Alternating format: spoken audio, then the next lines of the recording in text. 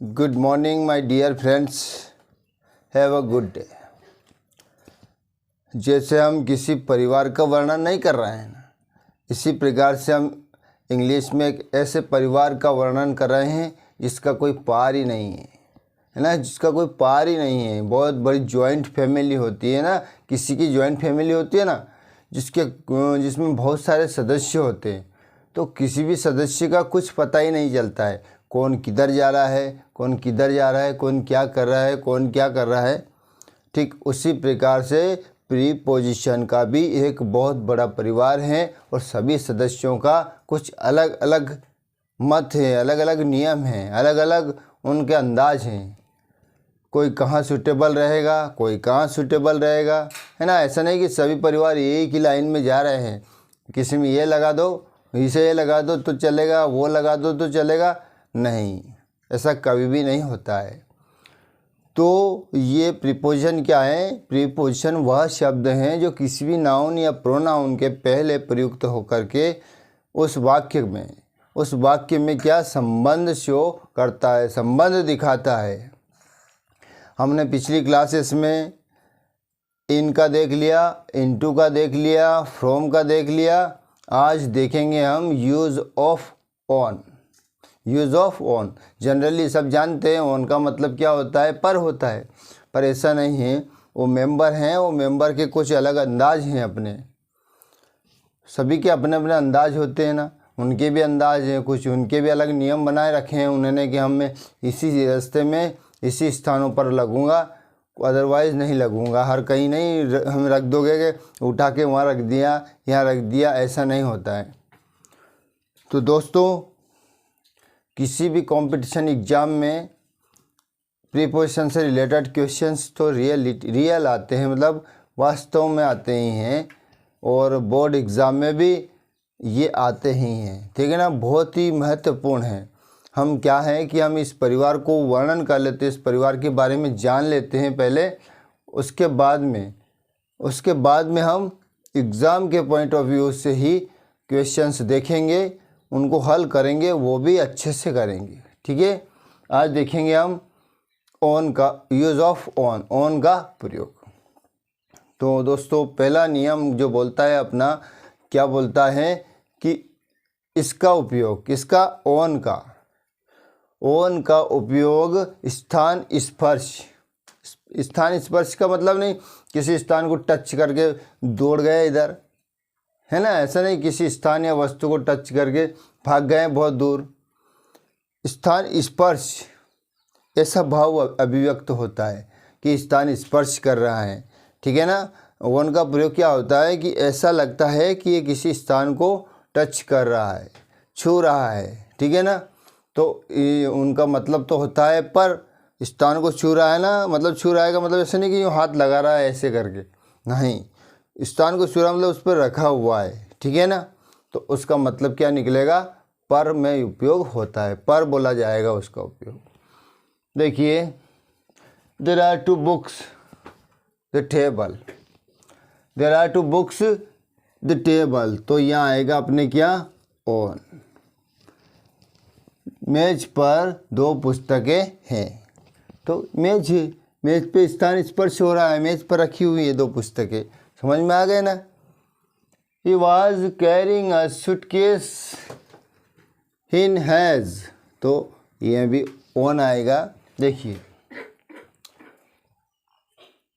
अपने सिर पर वह सूटकेस ले जा रहा था, तो सिर पर है, ये भी स्थान भी मान सकते हैं। ये कोई भी चीज़ हुई ना, स्थान हुआ, चाहे जो भी वस्तु हुई, कुछ भी हुआ, ऐसा नहीं हेड ही बोल रहे हैं अपना, जो ऐसे बोलेंगे कि हेड पर, उस जगह पर, बेंच पर, कूलर पर, ऐसे नाम लेंगे तो कहाँ तक लेंगे।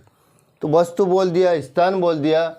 He was carrying a suitcase on his head, वह अपने सिर पर सूटकेस ले जा रहा था। क्लियर है दोनों? The principal is sitting on a wheelchair. देखिए, कुर्सी भी एक वस्तु है, ठीक है ना। प्रिंसिपल व्हील चेयर पर बैठे हुए हैं। प्रिंसिपल व्हील चेयर पर बैठे हुए हैं। क्लियर है ये भी? ठीक है दोस्तों, समझ में आ गया ना? क्या हुआ कि किसी भी स्थान स्पर्श के भाव को अभिव्यक्त करने के लिए ओन का प्रयोग किया जाता है और उसका उच्चारण क्या होता है? पर होता है। सेकंड कॉन्सेप्ट कहता है, क्या कहता है अपना, जो दिए गए हैं, जो चीज़ दी गई हैं, है ना, जिसका प्रयोग पर के रूप में होता है। टाइम एक्सप्रेसिंग वर्ड्स, क्या बोलते हैं इनको? टाइम एक्सप्रेसिंग वर्ड, जो समय को दिखाता है, जो समय को बताता है, जो समय को सूचित करता है। ठीक है ना? इसके पहले क्या यूज होता है? ओन का प्रयोग होता है। ओन तो मैंने ऑलरेडी लिख दिया है। इसके पहले क्या होता है? ओन का प्रयोग होता है। जो क्या पता चलता है हमको? निश्चितता। निश्चितता के भाव का बोध होने के लिए निश्चितता मतलब ऑन मंडे, मंडे फिक्स होता है ना। तो कभी कोई सेंटेंस में आया he is coming on Monday या फिर he will come on Monday, तो फिक्स समय बता दिया मंडे को आ रहा है। ठीक है ना? ऑन ट्यूसडे को आ रहा है। ऑन मंडे इवनिंग, मंडे शाम को आ रहा है। On the morning of event, सुबह की घटना या सुबह पर जो हो रही है वो घटना। ऑन द सेम नाइट, उसी रात। ये सेंस मतलब टाइम एक्सप्रेसिंग वर्ड के पहले ऑन आएगा। ठीक है, फर्स्ट रूल का समझ में आ गया था। सेकंड रूल समझ में आ गया आपको दोस्तों। थर्ड रूल पे आ जाते हैं। थर्ड रूल बोलता है, क्या बोलता है थर्ड रूल? कि ऑन का प्रयोग एन और द, ऑन का प्रयोग एन द और बस, ट्रेन, एरोप्लेन, शिप जो भी आया नाम उसके पहले आएगा। देखिए मतलब इनका प्रयोग ऑन का कहाँ आएगा? एन द तो आर्टिकल है, वो तो जिसके साथ एग्जैक्ट जो लगना है वो लगेगा। उसके बाद में या तो बस आया, ट्रेन आया, एरोप्लेन आया, प्लेन आया या शिप आया, उसके पहले ऑन का प्रयोग होता है। ही वॉज ऑन अ बस, वो बस में है ना, बस में था। तो इसका ज़रूरी नहीं कि पर में ही बोला जाओ, में भी बोल सकते हैं, पर लगेगा यही। इन अ बस नहीं लिख सकते हैं हम, बहुत ही गलत हो जाएगा, क्योंकि वो बस में है, बस पर था, कोई बात चल रही थी पर वो बस में था तो इसलिए वो बात नहीं कर पाया। ट्रेन पर था, प्लेन पर था, क्योंकि बस में तो क्या उसका इंजन में घुसड़ के बैठे हुए थे क्या? अगर हम बोलेंगे कि बस में था, तो बस में था मतलब वो इंजन में अंदर से वो जो पाइप वाइप रहते हैं, पूरा इंजन रहते हैं, वहाँ घुसड़ कर बैठा हुआ था नहीं ना, सीट पर बैठा हुआ था, बस के ऊपर सीट पर बैठा हुआ था। ट्रेन में भी वही, वो पटरियों के ऊपर चिपक गया क्या नीचे से, है ना, नीचे चिपक गया तो अंडर बोल सकते हैं, अंदर इंजन में घुसड़ गया तो इन बोल सकते हैं, पर वो भी तो सीटों पर बैठा हुआ था।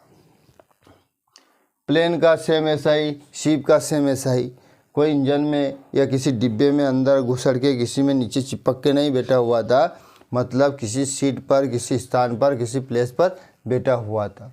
तो इसके पहले भी, किसके पहले? एन द तो आर्टिकल है ही, उसके पहले यदि बस आया, ट्रेन आया, प्लेन आया, शिप आया, तो उसके पहले भी ये मेंबर आएगा, है ना, प्रीपोजिशन का ये मेंबर आएगा, मतलब ऑन ही आएगा। नियम नंबर 4, इसमें भी क्या होता है कि किसी भी वाहन की जो अभी अपने ऊपर बात किया ना, वो वही है। यदि ए और एन के बाद में क्या आया? ए और एन के बाद में क्या आया? अपने साइकिल, स्कूटर, मोटरसाइकिल आया, तो इसके पहले भी ऑन ही आएगा। देखिएगा कि was on a cycle, a scooter, a motorcycle. वह मोटरसाइकिल पर था, वह साइकिल पर था, वह स्कूटर पर था, तो स्कूटर में था, साइकिल में था, मोटरसाइकिल में था, बोल नहीं सकते हैं, कदापि नहीं बोल सकते हैं, क्योंकि ये इट वाज रॉन्ग, गलत है, गलत था, इट इज़ रॉन्ग, गलत है। तो इसलिए हमें ये जो यूज़ कर रहे हैं जो वर्ड, इन सभी के पहले ऑन का प्रयोग आएगा। समझ में आ गया दोस्तों। फर्स्ट है पोसेसिव एडजेक्टिव होता है, संबंधवाचक विशेषण जो होता है उसके पहले क्या आएगा, उसके पहले तो ऑन आएगा ही, पोसेसिव एडजेक्टिव के पहले भी ऑन ही आएगा। देखिएगा, he goes to school, he goes to school, वह स्कूल जाता है, ये पोसेसिव एडजेक्टिव है। हिज साइकिल, अपनी साइकिल पर, ऑन स्कूटर, अपने स्कूटर पर, ऑन मोटरसाइकिल, मोटरसाइकिल पर। अब इन साइकिल, साइकिल में स्कूल जाता है, नहीं ना, गलत हो जाएगा। स्कूटर में स्कूल जाता है, गलत हो जाएगा। मोटरसाइकिल में स्कूल जाता है, गलत हो जाएगा। इसलिए पोसेसिव एडजेक्टिव के पहले भी ऑन का प्रयोग ही होता है। सॉरी, तो समझ में आया। पहला, फर्स्ट, सेकंड, थर्ड, फोर्थ और फिफ्थ। देखिए अब दोस्तों, यदि हमारा ऐसा आया, क्या है ऐसा, यदि हम किसी चीज़ पर सवार हो रहे हैं, स्वयं के पाँव से चल रहे हैं, है ना, किसी भी एनिमल पर जो सवारी करते हैं, सवारी वाली जो चीज़ें हैं उन पर सवार कर रहे हैं ना, तो उनका प्रयोग होता है। जैसे foot, a horse, horseback, elephant, elephant's back, camel, camel's back. मतलब घोड़े पे या घोड़े की पीठ पर भी बोलेंगे, उस पर भी। ऊँट पर, ऊँट की पीठ पर बोलेंगे तब भी। हाथी पर, हाथी की पीठ पर बैठेंगे फिर भी। बफेलो, ऑन बफेलो मतलब भैंस पर, और भैंस की पीठ पर बैठेंगे फिर भी। तो यदि ये चीज़ें आएँ, क्या, ऊँट, ऊँट की पीठ, भैंस, भैंस की पीठ, हाथी, हाथी की पीठ, घोड़ा, घोड़े की पीठ, तो उसके पहले क्या आएगा, ऑन का प्रयोग होगा। ही वॉक्स ऑन फुट, वह पैदल चलता है, पैदल चलता है, पाँव पे चलता है, तो ऐसे पाँव पे तो क्या चलेगा, मतलब किसी पैदल चल रहा है ना, पाँव से ही चल रहा है वो। He was riding on a horse, वह घुड़सवारी, वह घोड़े पर सवारी कर रहा था, या घोड़े पर सवारी कर रहा था। ठीक है ना, घोड़े से सवारी कर रहा नहीं बोल सकते हैं ना, तो ये अभी बताया है ना हमने। Horse, horseback, elephant, elephant's back, buffalo, buffaloes back, ये सब में क्या आएगा, ऑन का प्रयोग आएगा। नियम नंबर 7 है, यदि ये चीज़ें आई, ये चीज़ें लिखा हुआ है ना, ये चीज़ें आई ना, तो इसके पहले ऑन आएगा ही। कैसे, ऑन टेलीविज़न, यदि टेलीविज़न आया तो उसके पहले ऑन लगाएंगे। In a cold day, cold day का नाम आया तो ऑन लगाएंगे।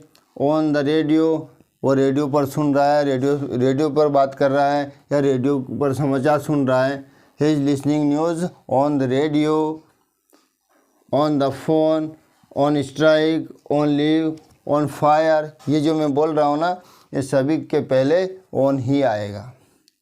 On a diet, on holiday, on business, on a tour, on trip, on the wall है ना, दीवार पर जो भी हो रहा है वो।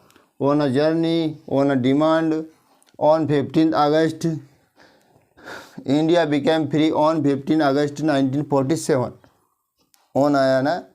तो जो मैं बता रहा हूँ सबके पहले क्या आएगा, ऑन ही आएगा। On duty, on loan, on page 50, on guard, on the wholesale,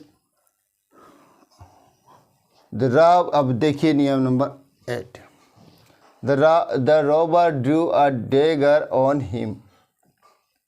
नियम नंबर कौन सा है अपना, नियम नंबर 8वां है।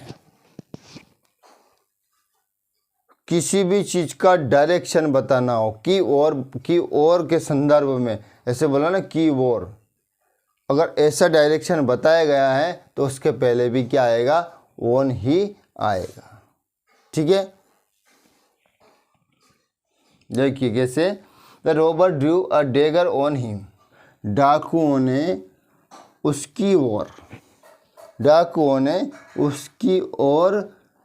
खंजर तान दिया। डाकुओं ने उसकी ओर खंजर तान दिया। तो इसमें क्या है कि और डायरेक्शन संबोधित कर रहा है, तो ऑन का प्रयोग आया। देखा ना दोस्तों, कहाँ आया ऑन का प्रयोग, ये आया। ठीक है, तो डाकुओं ने उसकी ओर खंजर तान दिया। समझ में आया ना, इसमें भी इसमें भी ऑन का ही प्रयोग किया जाता है। इसमें देखिए के संदर्भ में, के विषय में, अगर किसी के संदर्भ में बात हो रही है, किसी के विषय में बात हो रही है, तो इसके पहले भी ऑन ही आएगा। This is the book on English grammar, this book is on Phoolan Devi. This is क्या है, this is the book on English grammar. यह अंग्रेजी व्याकरण की एक किताब है, यह अंग्रेजी व्याकरण की एक किताब है। और यह फूलन देवी पर, इस बुक, यह किताब फूलन देवी पर है। किसी का नाम से होता है ना, किसी के फूलन देवी की किताब है, मतलब कि उसके जीवन का सारा वृत्तांत तो उसमें वर्णन किया गया है। तो के संदर्भ में, के विषय में यदि आया तो उसके पहले भी क्या आएगा फ्रेंड्स, ऑन ही आएगा। ठीक है, तो की ओर डायरेक्शन, यदि डायरेक्शन संबोधित करेंगे उसकी ओर, मेरी ओर, तुम्हारी ओर, तो उसमें भी ऑन आएगा। और के विषय में, के संदर्भ में बात हो रही है तो भी क्या आएगा, ऑन ही आएगा। आगे देखिए, आधिकारिक, कोई आधिकारिक सदस्यता की जो बातें जो हो रही हैं तो उसके पहले भी क्या आएगा, ऑन ही आएगा। देखिए किसी आधिकारिक की व्यवस्था देखिएगा, उसके पहले कैसे, या स्टाफ है, स्टाफ भी किसी संस्था से रिलेटेड होते हैं, किसी कंपनी से, तो ये भी किसी आधिकारिक मामले में की बात हो रही है। और एक कमेटी, जो समिति होती है, उसके भी ये संदर्भ में, आधिकारिक रूप में संदर्भ में बात हो रही है। तो ही is on the staff of the BPSC, he is on the committee. तो दोस्तों ये आधिकारिक रूप में के सदस्यों के रूप में जो चर्चा हो रही ना, तो उसमें भी क्या आएगा, ऑन ही आएगा। तो जैसे देखिए, वह BPSC का स्टाफ है, वह BPSC के स्टाफ में है या स्टाफ का है। ठीक है ना, तो आधिकारिक मामले में, आधिकारिक रूप में भी जो आया ना, तो वो आया। और इधर देखिए, ही इज़ ऑन द कमेटी, वह समिति में है। जैसे किसी का नाम होता है, समिति में 8 से 10 मेंबर होते हैं, तो उसका जब बोलना होता है कि ई नहीं बोलेंगे he is in the committee, नहीं, he is on the committee, क्यों वो भी समिति में है। ठीक है ना, वह समिति में है बोलना है। तो मतलब कहने का मतलब है आधिकारिक रूप में, जो आधिकारिक संदर्भ में भी ऑन का ही प्रयोग होता है ना। ठीक है, अब देखिए ये कुछ फ्रेजल है, कुछ फ्रेज हैं, इस फ्रेज में भी क्या आएगा, उसके पहले भी ऑन ही आएगा। देखिए फ्रेज में कैसे, ऑन द फर्स्ट फ्लोर, ये फ्रेज है, on the first floor, on the ground, on the ground floor, ground में फ्लोर है, दोनों चीज़ें तो फ्रेज ही तो हुआ ना, फर्स्ट है और फ्लोर है तो फ्रेज ही हुआ ना। On the back of paper, ये भी फ्रेज हुआ ना, तो इसके पहले on the left, on list, on a form, on the right, इन सारी चीज़ों के पहले ऑन ही आएगा। तो दोस्तों कितना बड़ा परिवार है, बहुत बड़ा बहुत लार्जेस्ट फैमिली है प्रीपोजिशन की। वो भी कहता है दम से, ऐसे सीना तान के बोलता है कि है कोई बंदा जो मुझे समझा सके, क्योंकि मेरे सारे सदस्य उल्टे पुल्टे हैं, कोई इधर जा रहा है, कोई उधर जा रहा है, कोई ऊपर जा रहा है, कोई पीछे आ रहा है, कोई कहाँ हमको ही सूझ नहीं, उसका जो गार्जियंस होता है, जो मेन मुखिया होता है, मेंबर होता है, उसको ही पता नहीं है, उसको ही ठिकाना नहीं है कि कौन क्या कर रहा है। अपन कैसे सीखेंगे? बस सीखेंगे हम उन सदस्यों से ही काम है, पर हमको हर सदस्य से काम है। किसी छोटे से काम है, किसी बड़े से काम है, पर उसके सारे मेंबर से हमें काम है। ठीक है दोस्तों, thanks for watching me, thanks for listening me. Please like, comments and subscribe me please. Thank you, thank you, thank you once again.